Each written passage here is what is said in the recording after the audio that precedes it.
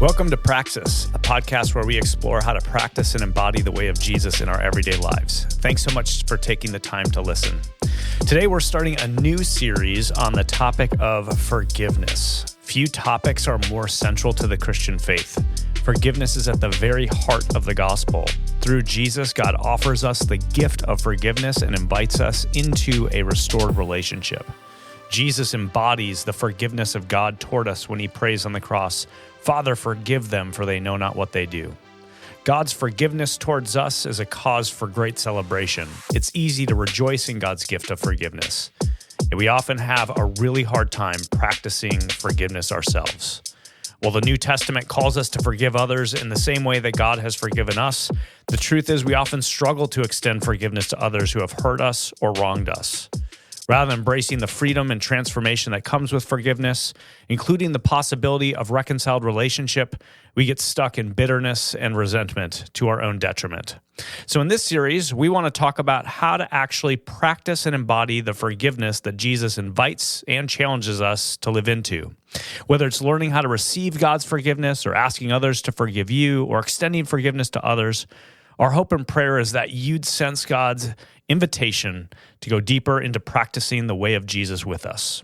So with that in mind, today we want to kick off this series by clarifying what we are even talking about when we use the word forgiveness. What is forgiveness and what isn't forgiveness? That's where we're headed today. Let's get into it.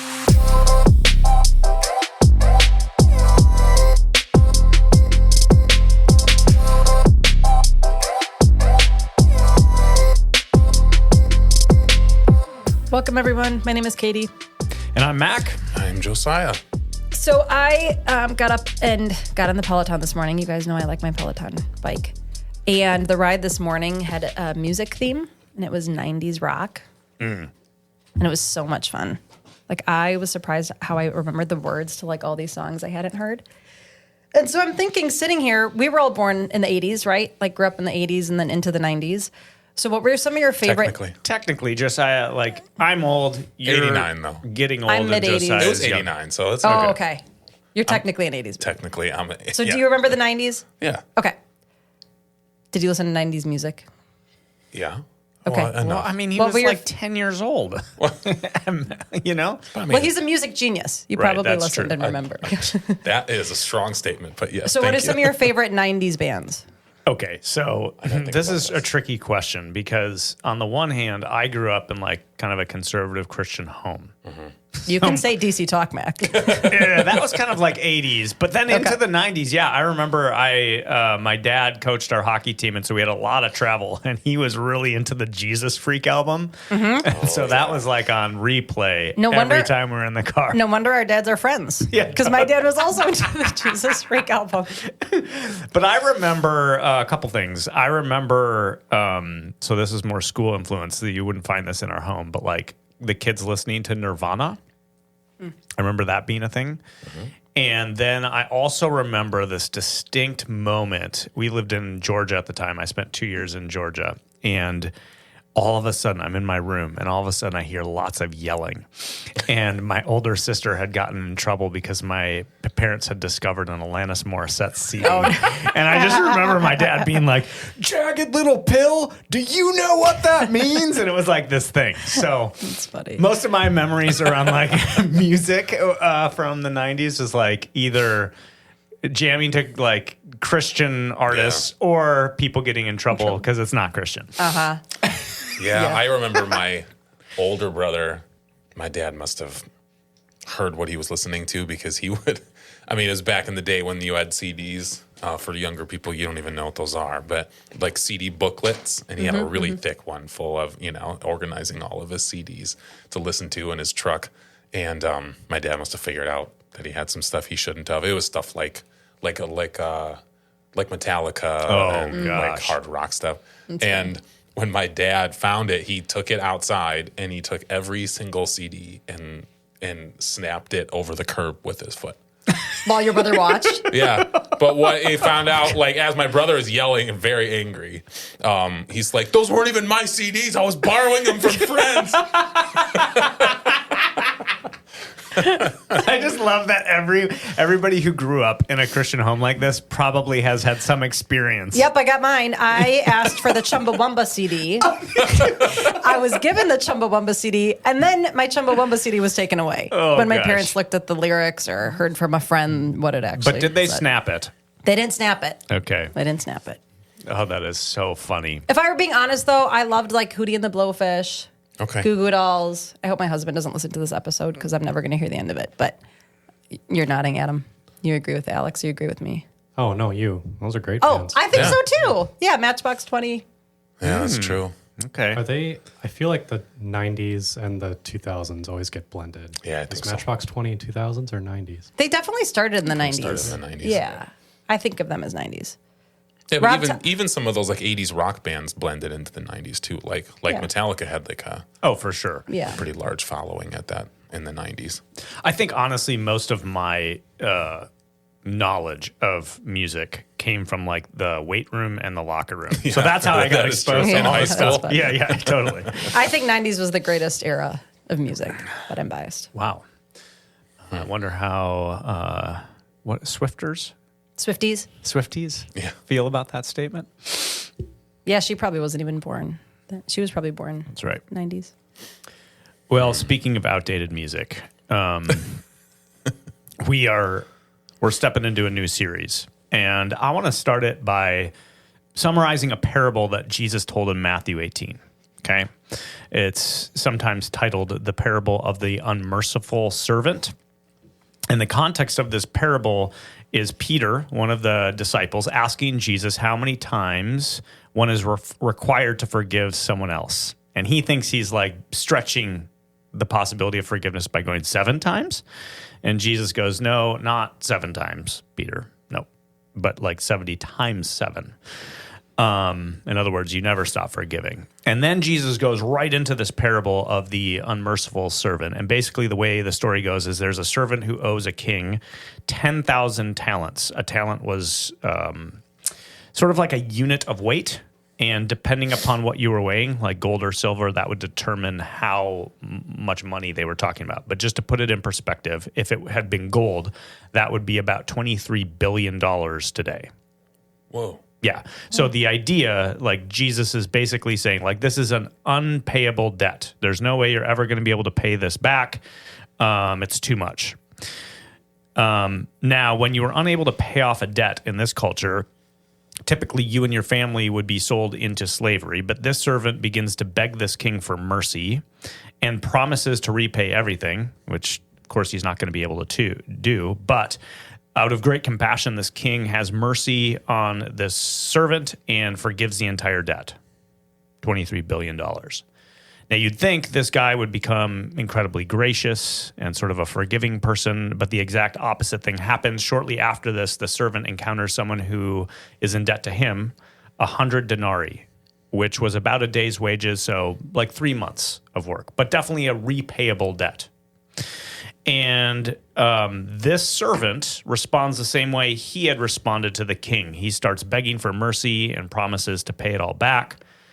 But this servant, instead of showing mercy and compassion and forgiving, throws this guy into prison. And then the parable ends on this rather dire note where the king hears about it and gets really angry and is outraged and takes this guy who he had forgiven and throws him into prison, right? The parable, the reason why I want to start with that is because it really captures, I think, the tension we're wanting to attend to in this series. And it's simply this, that on the one hand, it's easy to celebrate God's forgiveness towards us, right? Mm-hmm. Like, forgiveness is central to the gospel. God took on flesh in Jesus and went to the cross to forgive us and give us new life. Jesus embodies the forgiveness of God. We'll get more into this by praying, Father, forgive them, for they know not what they do. So on the one hand, we know that forgiveness is what God offers us in Jesus, and it's something to receive and celebrate and rejoice in. We're grateful for it. We're thankful for it. But on the other hand, if we're honest, we really struggle to forgive other people. Just like the unmerciful servant. Instead of forgiving others the way that God has forgiven us, we often forget that. We refuse to forgive. We harbor grudges, nurse wounds, hold on to bitterness and resentment, often to our own detriment. And so in this series, we're going to cover, I think, a lot of ground, but we hope to talk about the patterns that keep us stuck Like, here's why we get stuck in unforgiveness. And we plan to talk about how Jesus forgave people and then explore some of his teachings. And then I hope that we'll get really specific and sort of outline a process of how to forgive in light of all of that. So that's kind of where we're headed in this series as a whole. And I thought, let's start today by just talking about what forgiveness is and isn't. So we're kind of all on the same page. That sound good? Yeah. Yeah, I think there's a lot of reasons why people don't, or I should say why people resist forgiveness with the people in their lives. And I think that's due to it's due to a lot of confusion around it. People resist forgiving other people because they confuse forgiveness with what it isn't. One of the things I thought about before we get into like all these things it's not is I think sometimes this idea gets created that forgiveness sort of like fixes everything like a magic wand. You know, there's like a fairy godmother who kind of just says, I forgive you and everything's great now. I think about when I was growing up, we were sort of trained in our household to forgive each other. And I think there was a lot of good that came from that. You know, they're like, if someone said sorry, you were forced to say, I forgive you. Forced. Yeah, I mean, essentially. And I think it did some good work. Like when the wrongs are very small things, like as kids, like, you know, someone hit you and they said sorry, I forgive, you know, and you kind of move on. But when we try to apply that to broader things or things that are much more harmful, damage has been done, and forgiveness starts to be equated with cleaning it all up, and this idea of forgiveness being the thing that's fixing it all. I think often holds us back from pressing into the work that, Yeah, like what do you do? Like, Mom, Dad just took my friend's CDs and broke all of them over the curb. You know, like what do we do then? Yeah. When it's bigger things, you know? Yeah, that's so funny. But no, but most of us, I would think most of us listening or here at the table could identify people in our lives who have wronged us in some very real ways. And if we equate forgiveness with the process of cleaning up the entire mess and healing and all these things, and assume that it's all going to be done just because I chose to, I think that it creates confusion around what God is inviting us into when we practice it. I like the idea of like what you're naming around it. Almost some people resist it because it feels like we're just waving a magic wand and almost like the wand erases what just happened and our memory of it. And then boom, now we're just supposed to go on and continue as if nothing happened. Yeah. When in fact something did happen. Right? Yeah. Yeah. Yeah. And if we don't identify that, what'll often happen is we'll just choose one or the other. Like we'll either, you know, say, fine, I forgive you, and like choose it before we've really processed it, or we will resist forgiving and we'll hold on to it. And we sort of feel like there's only two choices. Yeah. And I think what we're hoping to get into in this series is that forgiveness is much more expansive than that. And there's a lot of things that we need to sort of myths we need to dispel. Yeah, and I like that you pointed back to working this out as a kid, because I've also tried to kind of figure out how this works with my kids. Obviously, there's limitations that just come with being really young. Like, I don't know if you guys ever had one of your kids realize that they could say sorry after they did something wrong, and then they just purposely keep doing something wrong, and it's like, sorry, and then they kick someone again, sorry. They just like keep, I had multiple kids kind of go through that phase. And then it's like, okay, then what are you supposed to do? Just say, I forgive you every single time. It's sort of it. Wait till they get older. My oldest son, just this week was like, you want me to say sorry, and I know that. I don't feel sorry at all. So it's like the opposite of like, hey, you know, like in this context where we know we're supposed to lean into forgiveness. Yeah, I don't really want to. Yeah. I'm out. What do you do with that? Let me know what you do with that. All right. I think you bring up a really good point, Josiah. I think we have different ideas of what forgiveness is, and our idea of what forgiveness is going to inform how we are able to step into it or not able or willing to step into it, right? One thing I would say forgiveness is it's not condoning what happened. Like, imagine someone steps on your foot and you say, like, oh, it's okay, step on my foot anytime you want. Like, that's condoning the behavior. Like, yeah, keep doing it. But forgiveness would be saying, I release you from anger and bitterness over what just happened, right? Like, there's a difference there. When we forgive, we're not excusing what happened or minimizing it, but rather forgiveness, I think, is a posture of letting go of the burden of holding on to that anger and resentment. Does that make sense to you guys? What would you add to that? Yeah, it does. And I would even say that true forgiveness is the exact opposite of condoning it. Real forgiveness requires naming the full truth of what happened without minimizing or excusing it. And that's what actually makes it forgiveness. Mm-hmm. Otherwise, you're not really forgiving anything at all, right? You're just ignoring it or excusing it. And this is what makes forgiveness so powerful, as we sort of look at the full wrong of what happened and the impact it had, and then we lean in and we attend to that relationally, and we release the other person. So let's just maybe an example of what I'm getting at, of how actually leaning in and naming the full truth of what happened is what makes forgiveness so powerful. Let's say, for example, that one of my kids throws a ball inside and it goes right through the front of my guitar. Okay. If that guitar doesn't really matter to me and I'm like, oh, don't worry, no big deal, right? I never was really planning on playing it again. Water under the bridge. Well, I haven't forgiven very much, have I? Yeah. Right? But let's say that guitar means a lot to me. And I'm like, I saved a lot of money a long time ago in order to buy this particular guitar. That's the guitar I used to sing a song when I proposed to your mom. Like this. Did you? Yeah, I did. Oh, wow. Yep. I didn't know that. Yeah, I wrote a song, sang it to her. We would love to hear it on the podcast. That'd be great. And I forgive you. Like, that's much more powerful than, it didn't really mean much to me. You know what I mean? Mm-hmm. Yeah. And I'm piggybacking on what you're saying to say, I think some people confuse forgiveness for sort of minimizing the injustice, the wrong, the harm, because that's what they think forgiveness is. Mm-hmm. When I want to say, no, it's actually the exact opposite. In order to forgive, you actually need to press into the full wrong that was done and even the impact that it had. Yeah. Mm-hmm. Yeah. And we have the example of Jesus towards us. God is fully aware of every single thought we have, like counts the number of hairs on our head, thinks about us all the time, and knows every wrong we've done and chooses to forgive. So forgiveness, this idea that forgiveness is dismissing what happened, really isn't accurate, and it doesn't paint a picture of what true sort of transformational forgiveness looks like. Mm-hmm. Yeah, I was doing some reading online preparing for this yesterday, and I came across the quote, God doesn't condone sin, he redeems it. And I think that captures what you're saying. Like, if we look at how God forgives us, I've never interpreted that as like a license to keep sinning. I haven't experienced that when I've received his forgiveness.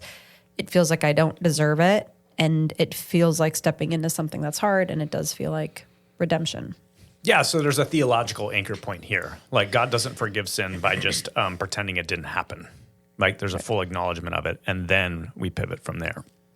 Okay, let me add another one that I think forgiveness is not. Okay, forgiveness is not forgetting what happened. Sometimes forgiveness and forgetting, I think, get conflated, but they're not the same thing. They're two separate or distinct things. Forgiveness involves no longer holding someone else's wrong actions against them, and sometimes that does lead to forgetting them, right? Like, yep, I'm not going to hold that against you, and in time, I forget that it happened. It's out of my memory. But forgiveness doesn't necessarily mean that you forget or that your memory is erased. And in fact, in some cases, it might be important not to forget, especially in those cases where you're still having to be in proximity with that person, and they either haven't admitted that they're wrong or haven't attended to the transformation or change required to not hurt you again. In those instances, it might be really important not to forget so that you can maintain proper boundaries and sort of protect yourself from future harm or abuse. Yeah. Does that make sense? Okay, like here's an example, right? Like when I was a kid, I remember walking by the oven or the stove, and it was on, and I reached up and touched it, and it was like I burned my hand, like real quick, pulled back. Ooh, that's hot. it's good that I didn't forget that, because next time I'm walking by the stove, it's like, hey, now I have that memory that hurts. That's what I'm saying, is that like in some relationships, it might be important to not forget because that hurt. Right. Yeah. So I hear you saying that forgetting can actually perpetuate harm, right? Like, had you forgotten that the oven burned your hand, you would have done it over and over and over. So when we forget, we actually open the door for that harm to keep occurring. But when we forgive, we're acknowledging what happened, we're facing it, and then we're choosing to cover it with God's grace. And there's a difference there. Yes, and maybe to just push it a little bit forward, then I think people resist forgiveness, because if it means forgetting, it also means continuing to endure mistreatment or abuse along the way, and that's not what we're saying, right? Yeah, I think the problem, like, I think one of the main hang-ups with the idea of forgetting equating to forgiveness is that it's often leveraged by the people who have done the wrong.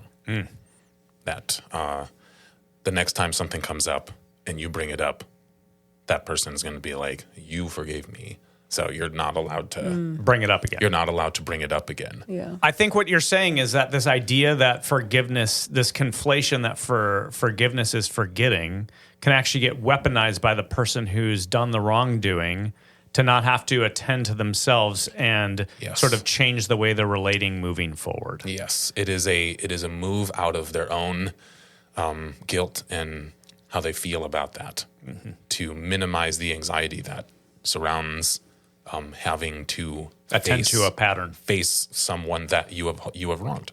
Yeah, and true forgiveness. Or attend to a pattern. Yeah, you're right. I think true forgiveness brings accountability.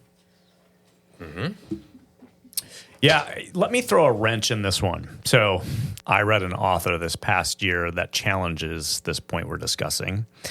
There's a super famous theologian named Miroslav Volf, and it's a loaded name, but he wrote a very famous book called Exclusion and Embrace. And in it, he argues that forgiveness does involve forgetting. And then he builds on that argument on a book that addresses this one thing called The End of Memory.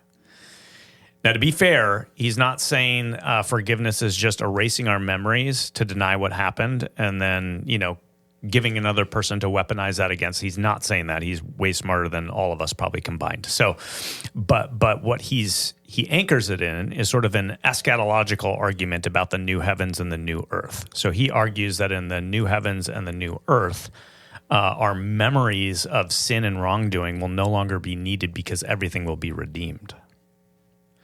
And he argues that offenses will be forgotten and that they will no longer bear the weight of pain, division, or resentment.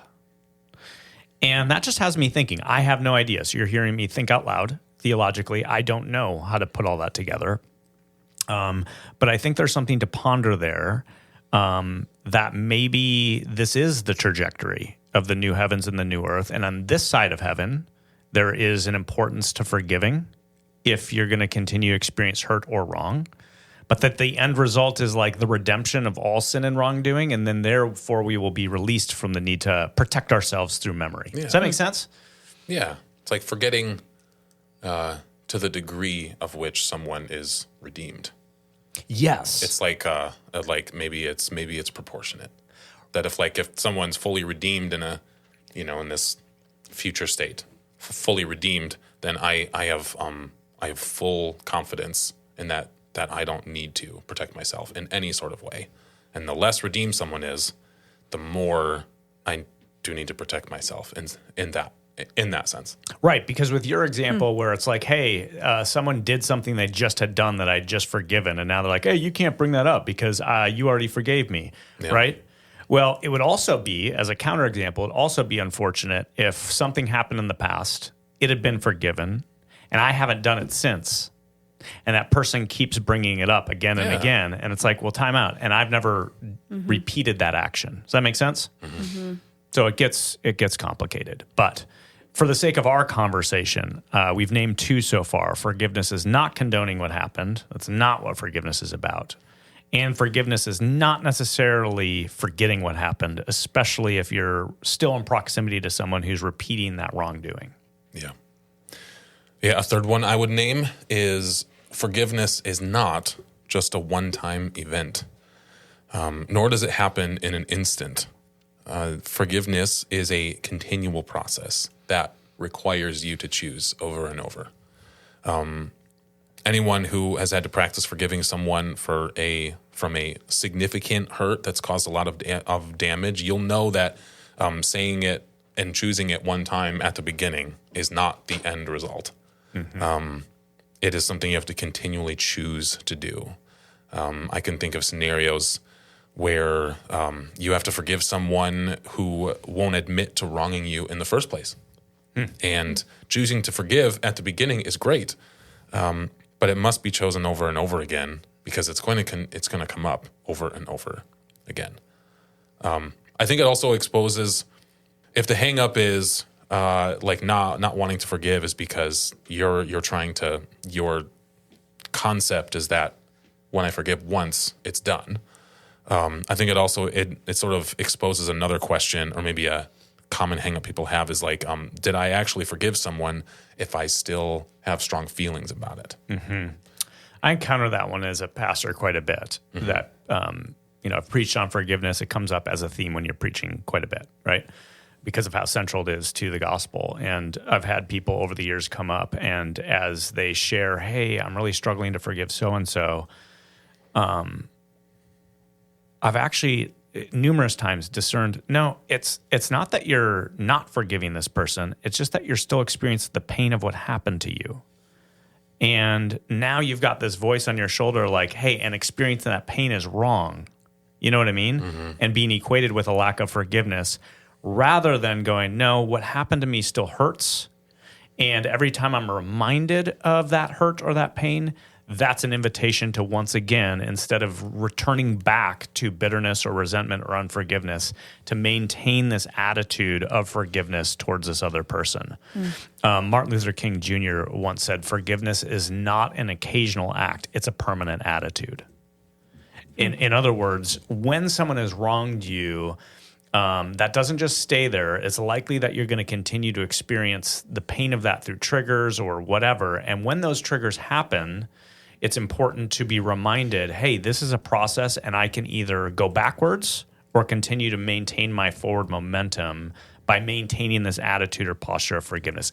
Am I going to pick up this offense that I put down because I was reminded of it, or am I going to stay in this place of releasing and forgiving it? That makes sense? It does. Yeah. And I guess one thing that sticks out to me is that throughout this conversation, we keep pointing back to God and God's forgiveness and how we receive his forgiveness, and we want to extend that to others. And we're going to continue to do that. I think what we're also saying is that we, as humans, like we're not God, we're actually living in this human experience. We're living in human bodies. And so I could imagine someone saying, well, doesn't God forgive us in an instant and then forget? But similar to your last point about we're living on this side of heaven, right? So we are dealing with human bodies that experience pain and have to process it and process all the emotions with it. So I guess that's a point I would make is as we look at God and go, well, why can't I do what God does? We have to realize how our human experience impacts that. Is that making sense? Yeah, and it's also probably what God has to do. I mean, God, we don't stop making mistakes.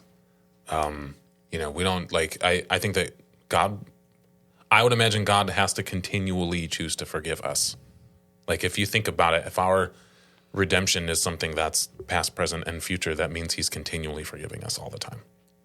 Yes, that is true. I also think in sort of evangelical circles where the gospel was sort of reduced to, hey, you've done wrong, that's sin, you're separated from God, God sent Jesus, like we're familiar with this presentation. There's nothing wrong with that. It's just part of it.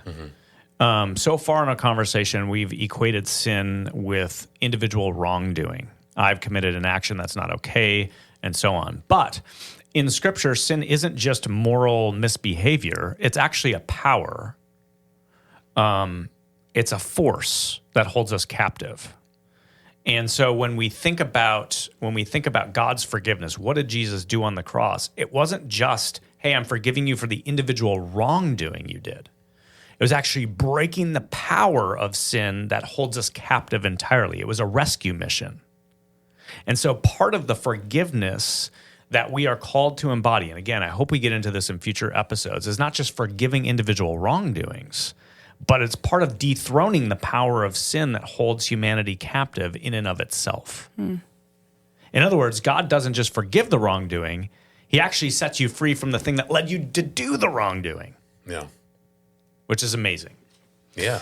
Yeah. Anyway, tangent over. That is. Well, it makes me think of, no, it's a really good point. It makes me think of my next point, which is that forgiveness is not a sign of weakness. I think we can sometimes think that to forgive is to take the weak road. I don't know. But when I think about what Jesus did on the cross, that is like the furthest thing from weakness in my mind. Like when he's on the cross and he says, Father, forgive them, for they know not what we do I hear that and go like, oh, how weak? No. Like I think of that as one of the most like courageous things I can imagine. Like that's kind of a picture of divine strength. So I want to challenge the assumption that forgiveness is weak. I think holding on to feelings of bitterness and resentment or anger is actually the easier thing because that feels safe to us. I think it's much, much harder to let those go. And when I think about times in my own life that I've had to forgive someone, it certainly was not easy. It was not weak. When I have made maybe the choice not to forgive, that's the easy road. Forgiving was the hard thing. Totally. I've shared this before on the podcast, so little bleep warning, but my sister is a therapist, and when she's working with clients who have experienced a great wrong, that they're in process of trying to forgive, she often tells them that forgiveness is way more badass than bitterness. And it is. I so believe that. I know one woman who about 10 years into her marriage discovered her husband was having an affair. And as the details came out, it became evident that this wasn't just a one-time incident or just with one person, but this was a pattern throughout the history of their relationship. Multiple women. And this woman in this marriage was a Christian, so without minimizing the betrayal and the hurt and the pain and all of that, the two of them went on this journey of forgiveness and reconciliation. And it looked totally different for them. One had to attend to sort of a sexual addiction, and she had to sort of deal with all the anger and the betrayal and all of the emotions that come with that. But my goodness, they did the hard work. It took several years, and they ended up reconciling, and they're still together, which is amazing, and their marriage is better than ever before. But man, when I think about a story like that, can you imagine like your spouse, that kind of betrayal, that patterned betrayal? It'd be so easy to just divorce the other person, to spend the rest of your life sort of trapped in bitterness and resentment and so on, rather than doing the hard work. And maybe, it depends. Some people, the fact that both of them were willing to attend, that both had to do the work, there might be times where that's not possible, right? But the point is that like, wow, that's badass, Thomas Aquinas said, he's a famous theologian, he said, to pardon an offense is the mark of a virtuous person, for it belongs to the one who is strong in character to pass over injury. So it's not weakness. Yeah.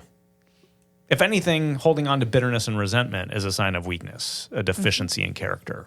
I wonder like what it unlocks to think about forgiveness as strength. Like, I wonder what it unlocks to go, okay, like I'm motivated by doing the hard right thing, and this is the hard right thing, So forgiveness, you said, Katie, is not a sign of weakness. I think that's powerful. Another one is that forgiveness is not contingent on the other person. So this is another one I've encountered a lot. Some people think that, hey, I can't forgive the other person because they haven't said that they're sorry. Like the other person has to issue an apology in order for me to forgive. But see, the other person may never issue an apology for the wrong that they've done. They might deny that they even did something wrong. They may know that they did something wrong and not even care. I know some people, as a pastor, who they're struggling to forgive someone who's no longer even alive. So what do you do in that instance, right?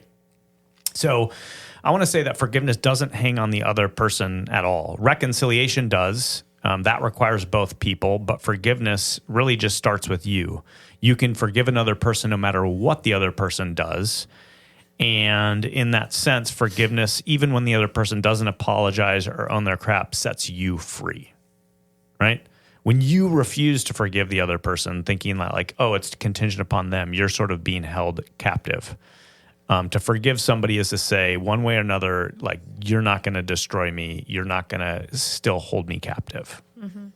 Yeah, I think that we have to reverse the power dynamic. In our mind, we think holding it against them gives us power. Yeah. But I think forgiving before the other person apologizes actually does a work of disarming the other person. Yes. And you think that you're building up your defenses by building all these barriers and coming up with all these reasons why you'll never forgive them and you hate them and all these things. And you feel like you build this wall of defense against them.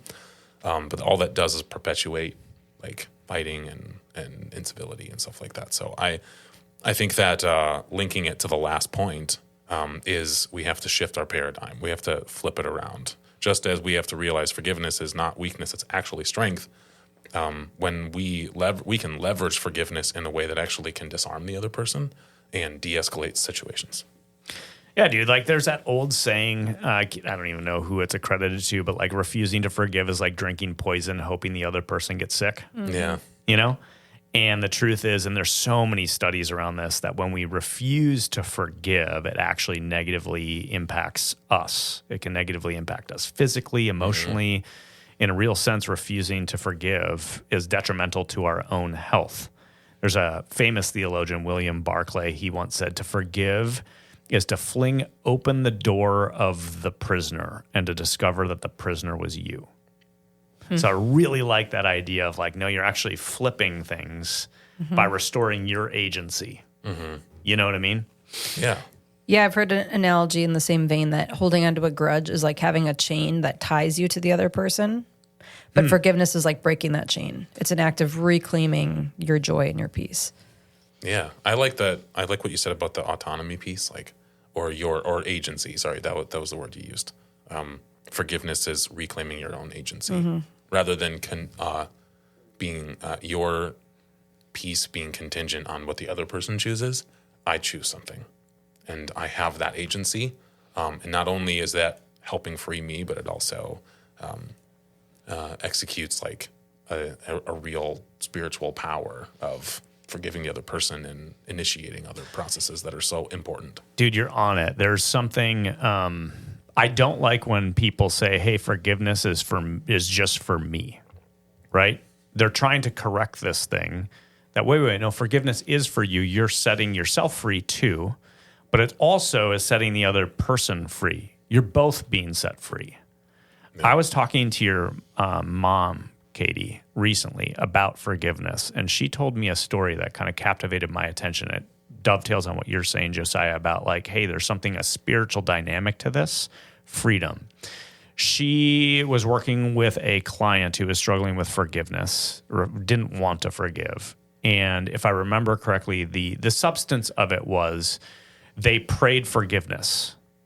And this other person that they were praying forgiveness over was refusing to acknowledge and do all this stuff. Point is, right after they're like within a couple hours after they got done praying, that other person who had this unresolved called and apologized. Yeah, she told me that story. Yeah, it's almost like, hold up, holy smokes. Like it seems like something was unlocked there in the spiritual realm. So like when we refuse to forgive, I don't know this for sure, but when we refuse to forgive, we're holding ourselves captive and them.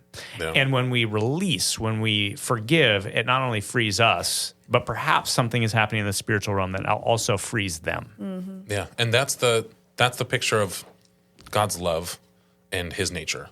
Like we didn't love him first. While we were still sinners, Christ died for us. This concept that God loves us fully and intimately well before we have any chance to choose it for ourselves. So we can demonstrate that love towards other people by choosing to forgive, regardless of how they respond to it. Yep. Yeah. All right. Another one is forgiveness is not rescuing the other person from their consequences. Yeah. A common misconception, trusting the other person who has wronged you is not a prerequisite for forgiving them.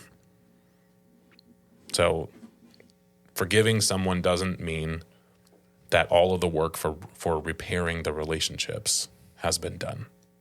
And separating those two from not being synonymous with each other is really important. Often the hang up we have is in order for me to forgive them, I feel like I have to like trust them to be close to me again. I have to, I can't have any defenses up. I can't take steps to do all of these things. And in reality, it does two things. One is it keeps us from feeling like I can let go and still have healthy boundaries. The other thing that it does is it can often have the work of, is trying to sweep it under the rug. I know a church that went through a scenario in which one of the pastors had sort of sexually harassed someone who was like a volunteer. And when this person came forward and mentioned it, it got dealt with right away in the sense that it was addressed and then it was talked about. And in some ways, like it was good. But then once the forgiveness was supposed to be issued, essentially it was just required that everyone just move on with their lives. And there were consequences done for this pastor, but they weren't. It wasn't the hurt wasn't attended to, and when this person, and they ended up getting reinstated, and they were still then serving, and they were asked to just like go to church with this person who had wronged them quite significantly. There was major trust broken.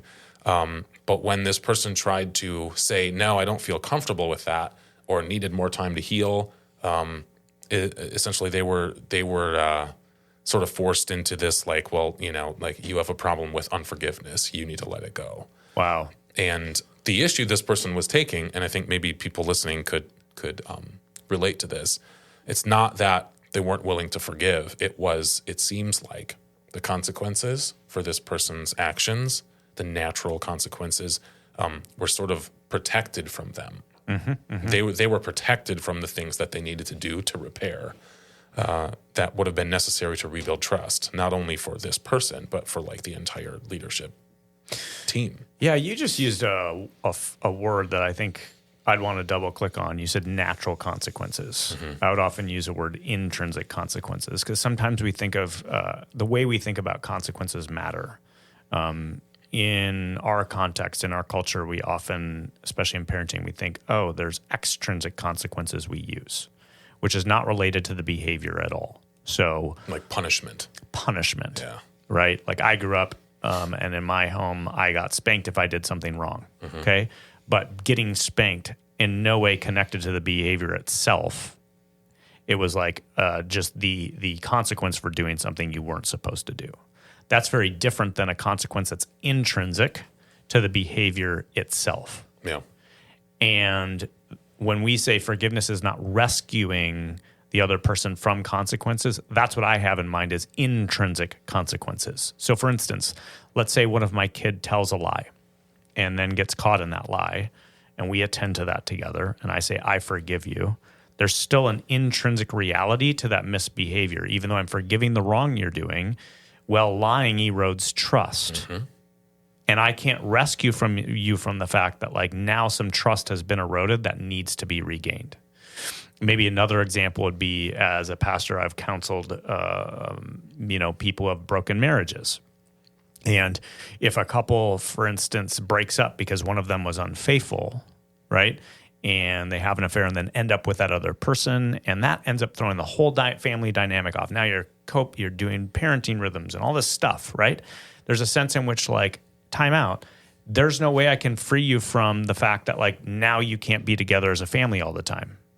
We can forgive the offense. I can forgive that the affair happened, for instance, but like I can't take away the fact that like that fundamentally altered life as it is. Yeah. It's built into the wrongdoing itself. Yeah. And Does that make sense? Yeah. And if people are honest, I think that it erodes trust even within the new relationship. Right. Like it was the whole premise of the relationship was built on lies and deception. And so now you have to learn how to retrust someone else. And then, it can get leveraged against you if you don't trust them. Yeah. On the other side. Right. So I think that's important. Sometimes we think forgiveness is like, hey, we're just going to like wipe the slate clean as if it didn't happen, when in actuality, what happened might still have some consequences that carry into the future. And forgiveness isn't saying that those consequences that carry into the future, the intrinsic consequences, are somehow negated or shouldn't happen. Yes. Right? Yeah. And another one, I guess, maybe the last one I would name is that forgiveness is also not the same thing as reconciliation. Mac, you mentioned this earlier, but forgiveness and reconciliation are different. I think they're different in some really significant ways. I see forgiveness as kind of a one-way street. Like forgiveness is something that I can do. Reconciliation is something that really takes both parties to step into. Like the example you shared of the couple when there was an affair and they both stepped into it wanting to pursue reconciliation. I saw one quote that said, imagine forgiveness is like opening the door of your heart and letting bitterness leave. Reconciliation is inviting someone back in. One can happen without the other. We can open the door of our heart and let the bitterness and resentment go without actually inviting the person back in. And I think that's just an important point, that it requires both people to acknowledge the harm and work towards reconciling trust. This will likely include like setting boundaries and accountability. All of that is necessary to reconcile, because reconciliation requires trust, and trust is something that takes time to rebuild. So if you're sitting there thinking, well, if I've forgiven, why doesn't our relationship look the same? Or why do I still feel the pain of this person if maybe they're continuing to wrong me, but have I not forgiven them? Why do I keep feeling pain around it? Well, there might be more work that has to be done in order to truly reconcile that relationship. And that's going to really depend on how the person that hurt you is responding and taking responsibility and truly changing, right? Like, are they truly demonstrating a commitment to change? Are they redeemed, to draw back to an earlier concept we talked about? Big picture, I totally agree that forgiveness is not the same as reconciliation. And kind of going back to the language of agency, forgiveness is you have agency. Reconciliation requires both people exercising agency. You said something, Katie, that I'm not entirely sure about. And I would love to open it up just to go, I wonder about that. You said reconciliation involves trust. And that just makes me curious. Yes, I guess I see, and we'll get into this more in future episodes, and feel free to disagree with me, but I see reconciliation as two people saying, I've done a wrong or been the recipient of a wrong, and I'm going to own that. Like two people coming together and apologizing where apologizing is needed and extending forgiveness. That's reconciliation. But trust is about then moving forward in relationship with someone else. Yeah, so maybe there's a distinction between reconciliation and repair. Maybe repair is another level of that can be a step beyond reconciliation. I hear what you're saying. Yeah, I wouldn't disagree with that. Like if you don't have reason to trust the person again, you can still reconcile. Yeah, I think that's fair. Okay. That's what I was kind of getting at, is to go, okay, but I can think of some people in my life I'm not reconciled with. I'd like to be. It requires both of us leaning in with agency. That other person may not be ready for that or whatever. But I have no interest in trying to rebuild trust with that person long-term, kind of doing that repair work. I'm interested in reconciliation. We're right. We're no longer holding that against each other, and we're moving on. We're rightly related now. But that doesn't necessarily it doesn't necessitate repair, rebuilding trust, and kind of getting back in proximity with each other. Yeah, I think that's fair. Yeah, like forgiveness, our trust becomes like it sort of is produced with the process of reconciliation, and over time and commitment. It's something that's built. And I think Mac's saying maybe it is, maybe it isn't, right? Yeah, there's another choice. Maybe it doesn't get there. Yeah. Yeah, it's almost like I imagine these steps, and we'll get into this in future episodes, but there's like forgiveness, which is on you. There's reconciliation, requires both of you. And then after reconciliation, there's like this question of, and how much is there going to be a continued relationship, which would require trust, and trust is restored through consistent behavior over time.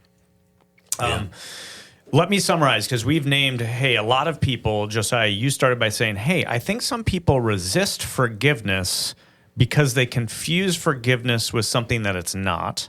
And we've spent some time naming what some of those common misconceptions are. So let me review them. Forgiveness is not condoning what happened.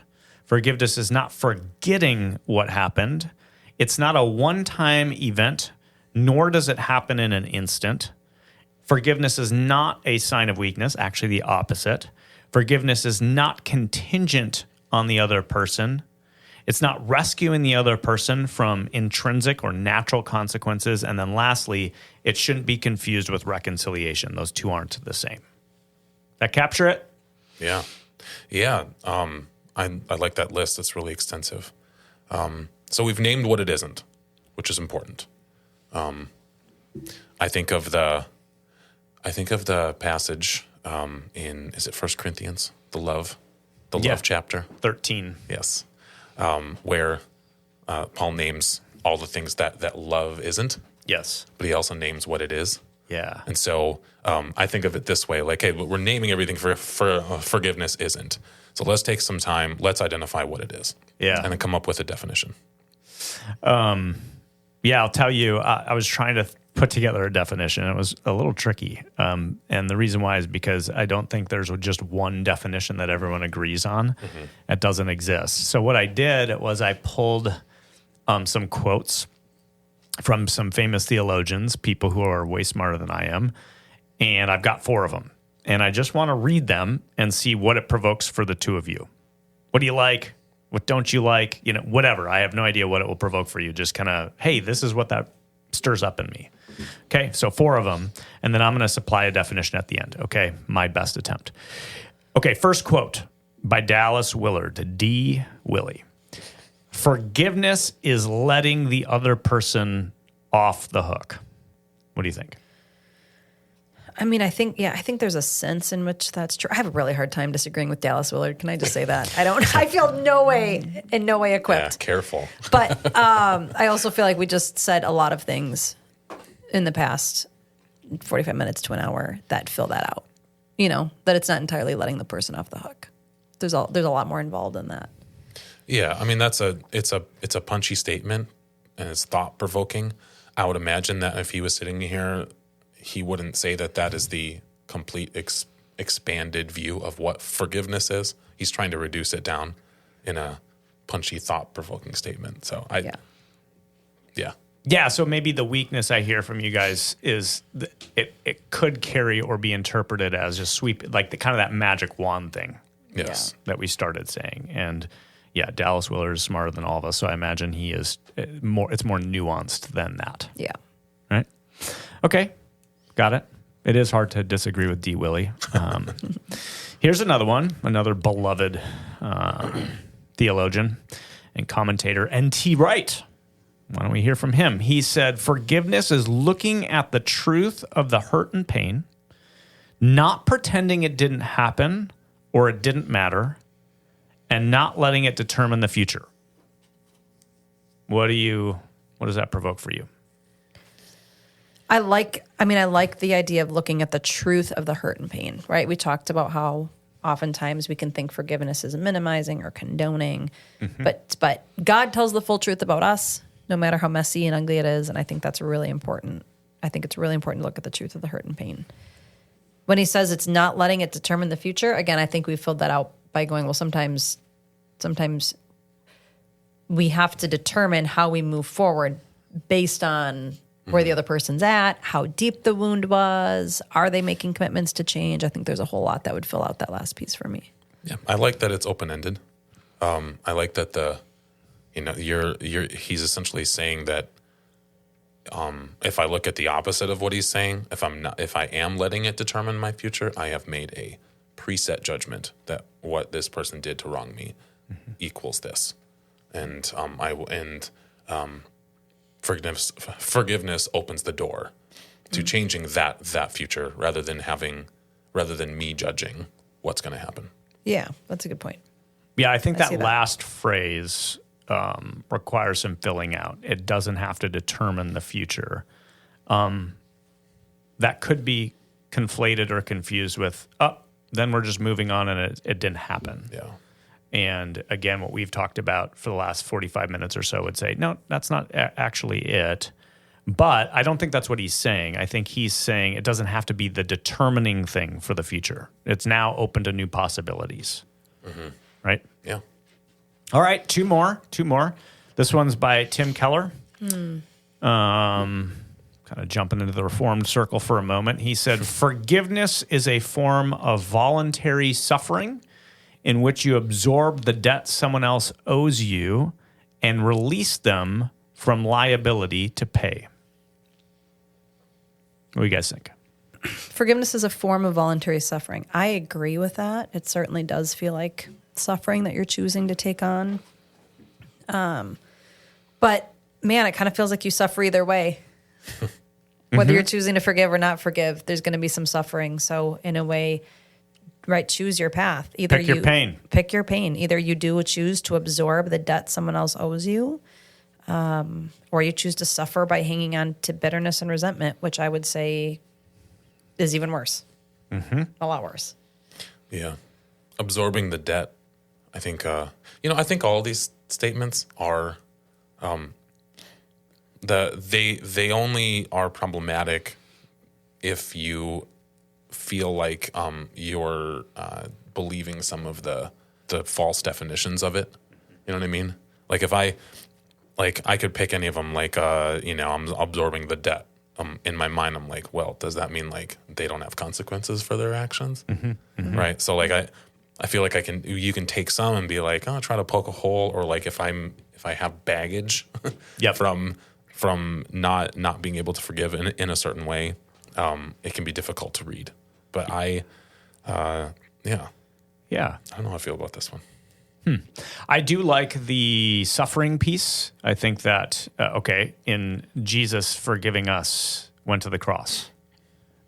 So there's some cruciformity to forgiveness. You're bearing the burden of someone else's wrongdoing.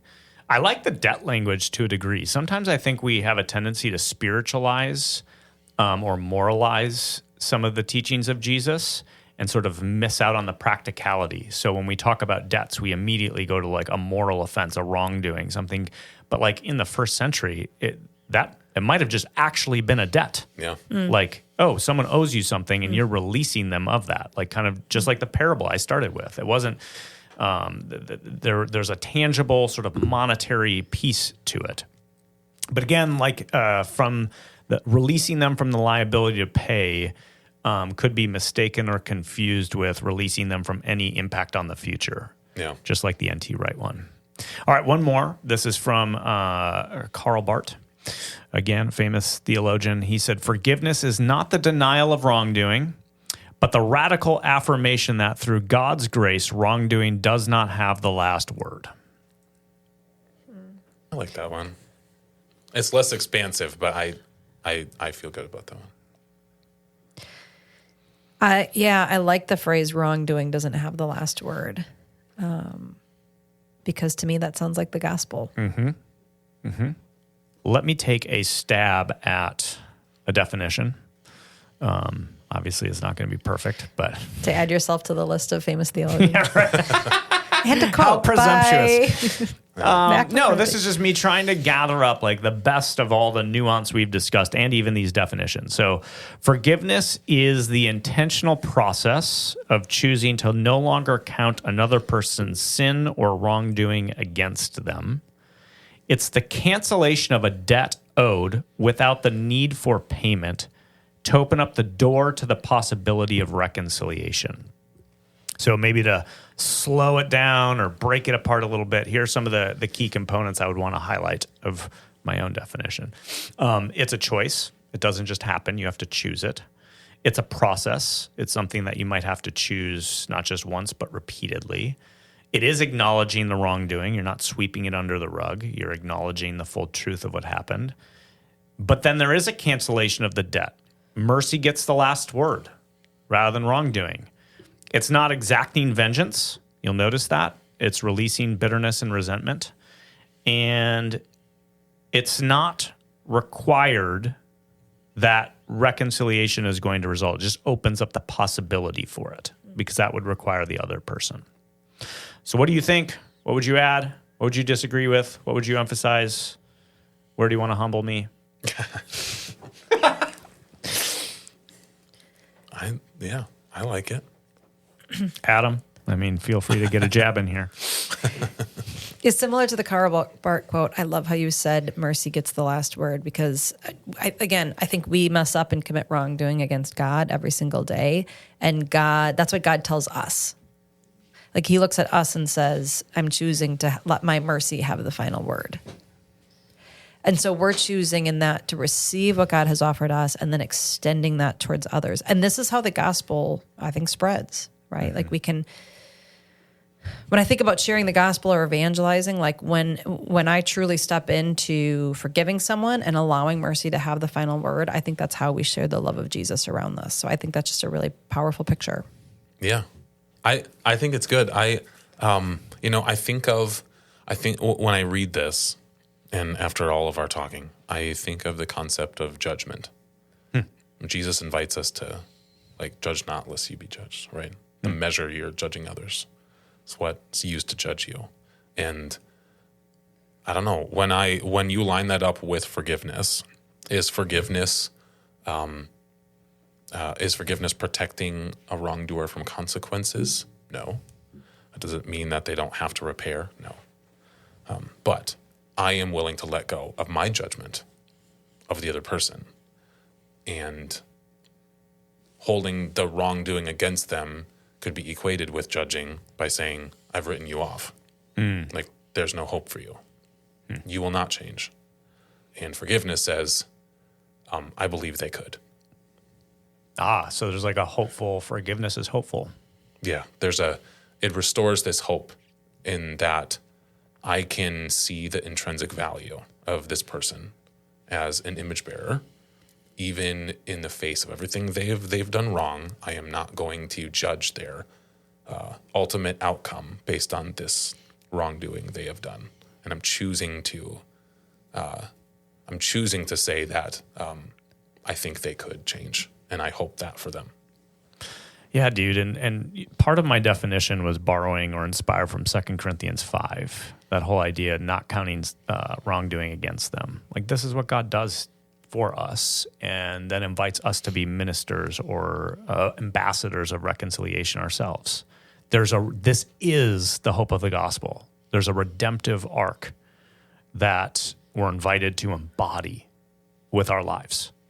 To go, no, forgiveness is the embodiment of our hope that our wrongdoing doesn't get the last word, that the telos, the end, is beautiful. It's redemption. It's wholeness. It's shalom. You know? I love it. This series, we're going to continue to build this out. We have more to say about how we get stuck, in unforgiveness. And then we're going to spend a lot of time walking through some of the primary components or steps that forgiveness involves. So if you're listening to this, just know we're at square one, and we've got a lot to build out in this series that we hope you'll be able to join us with. But let's transition before we depart to praxis time. In light of our conversation, guys, what would you say, here's something someone could do to actually embody or practice forgiveness in the way of Jesus? We had my mom in here a couple episodes ago, and she talked about the importance of journaling. Moleskin. Yep, getting a moleskin if you're fancy. Hold on, it's pronounced moleskine? What? No, I remember, I don't know how true this is. Okay. But I remember back when they were kind of a new thing. Yeah. I had heard that the CEO or whoever created the name, intentionally didn't want to give a proper pronunciation and just leave people with their own interpretation of it. It sounds like an Enneagram 4. Yeah. No one's going to know how to say this name. It is that unique. Everybody gets to embody uniqueness. Right? Yeah, and they'll all be wrong no matter what they say. Okay, back to journaling. Yeah, I used to journal a lot. I think that kind of fell off when I had kids. I still do a little bit, but not nearly as much. But I think I would say journaling about a time that you experienced deep forgiveness, especially on the receiving end, I think can be really powerful. When we had my mom on the podcast, she talked about how journaling helps like process emotions, and it can help you kind of go back to that experience and remember what it felt like. And so if you take some time just to journal, to think back, reflect, and maybe journal about a time that you were a recipient of forgiveness, there's such power in that. I think it can help remember what it felt like. It can help us remember what it felt like to receive grace and to mercy, to have a debt covered, and the freedom that came from that, to be able to move forward. And so I think when we remember receiving that and feeling all those emotions, it can equip us and give us imagination for extending that to other people. And not only like, okay, I guess I can do this now, but in some ways it can actually, I think, sometimes make us excited to extend that freedom to someone else, because we remember how powerful it was to be on the receiving end of that. So I would say, yeah, I think journaling can be really helpful here. My brother-in-law got me a journal for Christmas this year. Was it a moleskine? It was not a moleskine. Or a moleskin. It was moleskin-like. Okay. Like kind of hardcover, same kind of concept. And it came with like a super duper fancy pen. So can't remember the brand, but Nice. yeah. Well, I got my brother-in-law a moleskin. Oh, nice. So hopefully he's listening. I think it's moleskine. I think that's how you say it. Got it. I'm just gonna correct everybody who says it, Yes. no matter what. That won't be obnoxious at all. No, I like that. I think that you have to get acquainted with your story, and a deeper understanding of that is really important. Another practice is to simply just identify someone in your life that you struggle to forgive. And I would encourage, don't go too far down the road. I mean, if you're following along with the series, we're going to get a lot more into the nitty gritty of what forgiveness can look like, and trying to paint a picture and some steps. But just identify maybe one person, or maybe there's multiple people that like I struggle to forgive, or to know if I've forgiven, or how much to go down the road, and identify and then talk about it, or maybe add it to journaling practice. This might be easy to identify for the big ones, but I was thinking about this, and even I think that's often better for us to start with really smaller hurts and pains from people, where there's already built-in relational safety. Starting with reps from smaller things can help us try to get our bearings for what it looks like, and it sort of builds this momentum when you feel that the release from being able to forgive someone from something small, and you sense we've sort of cleared the air, and I'm not holding on to it anymore. It can sort of give us a momentum and a vision for what it could look like to do it for maybe the bigger hurts in our lives. Yeah, I like that. Maybe if you have a bigger person that you're like, I don't know if I've forgiven them, or I'm struggling to, note that and maybe hold that out as we journey through this series, because we're going to give you some action steps as we progress. But I like what you're saying is like what helps us attend to the bigger ones is to build confidence with the smaller ones. So final one is, I would say, learn from others, friends. Become acquainted with a story of forgiveness in action. And this could be with someone you know. You just saw them maybe endure a big hurt or wrong, and then they move to forgiveness, and you get really familiar with their story as a way of inspiration. Of course, there's also some really famous stories of forgiveness. And I was actually thinking we should maybe do a feature story in future episodes of like a really, like a Ruby Bridges or Corey Ten Boom or like, so maybe we could note that. Like, let's do a feature story of forgiveness in our future series, just to go, and here's what we're talking about. Yeah. Like, this is why it's powerful. Yeah, I love that idea. Awesome. Well, this has been awesome, you guys. I'm really excited to get the series started. I feel like there's so much substance to this, and it's so much application. We spent a lot of time today looking at what forgiveness isn't, and sort of dispelling some of the myths or misconceptions we have around it, hang-ups that we often have. And then after going through what it is, Mac took a stab at defining forgiveness, and I thought I'd read it as we close today. Forgiveness is the intentional process of choosing to no longer count another person's sin or wrongdoing against them. It's the cancellation of a debt owed without the need for repayment, to open up the door to the possibility of reconciliation. Next time, we are going to start by naming the biggest thing that gets in the way of forgiveness, namely what we refer to as the cycle of enemy making. Okay, so thanks for joining us today, and we hope you'll tune in next time. Praxis is recorded and produced at Crosspoint Community Church. You can find out more about the show and our church at crosspointwi.com. If you have any questions, comments, or have any suggestions for future topics, feel free to send us an email. Also, if you enjoyed the show, consider leaving a review. And if you haven't already, be sure to subscribe wherever you get your podcasts.